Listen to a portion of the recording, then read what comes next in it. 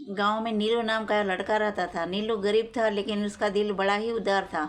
वह गरीबों की मदद करने के लिए हमेशा तैयार रहता था। एक दिन नीलू ने अपने गांव में एक साधु को देखा जो गहन तपस्या कर रहे थे। नीलू ने साधु के पास जाकर प्रणाम किया और पूछा, बाबा, आप इतनी कठिन तपस्या क्यों कर रहे हो? साधु ने हंसते हुए कहा, बेटा, मैं इस तपस्या से आत्मा को शुद्ध कर रहा हूँ और मुक्ति प्राप्त करने का प्रयास कर रहा हूँ। नीलू ने सोचा, बाबा तो इतनी तपस्या कर रहे हैं, मुझे भी कुछ करना चाहिए। उसने तय किया कि वह भी तपस्या करेगा। नीलू ने अपने गांव के पास एक पुराना वृक्ष देखा जिस पर कुछ बर्फबारी के कारण पौधे सूख गए थे। उसने वहां जाकर उसे पानी देना शुरू किया। हर दिन वह उस वृक्ष के पास जाकर पानी और उसका ध्यान रखता। कुछ महीने बाद वृक्ष में फिर से हरी भरी पत्तियां उगना शुरू हो गई। नीलू का दिल खुशी से भर गया। एक दिन जब वह साधु के पास गया और उसने अपनी कठिन तपस्या के बारे में बताया, तो साधु ने उसके प्रयास को सराहा।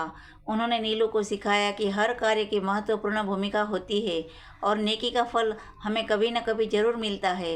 नीलू ने इस अनुभव से सीखा कि कर्म बोध का मतलब है कि हमें अपने कर्मों को ईमानदारी से करना चाहिए, चाहे हमारे पास जितने भी संघर्ष हो। उसने अपने कर्मों से सच्चाई और ईमानदारी लाने का संकल्प लिया और देखा कि नेकी का फल कभी न कभी जरूर मिलता है। इससे हमें सीखने को मिलता है कि अपने कर्मों का दायित्व समझना चाहिए और सही तरीके से करना चाहिए, चाहे हमें उनमें संघर्ष का सामना करना पड़े। कर्म बोध का मतलब है कि हमें अपने कर्मों का समर्पण और समर्थन के साथ करना चाहिए। इससे हमें अंत में सफलता और आनंद मिलता है। यही आनंद जीवन में खुशी प्रदान करता है और दूसरों की दुआओं के पात्र बन जाते हैं। कर्मों में सच्चाई, सफाई हमें ईश्वर के करीब ले जाती है। हमें प्रभु के पात्र बन जाते हैं। जीवन आसान हो जाता है।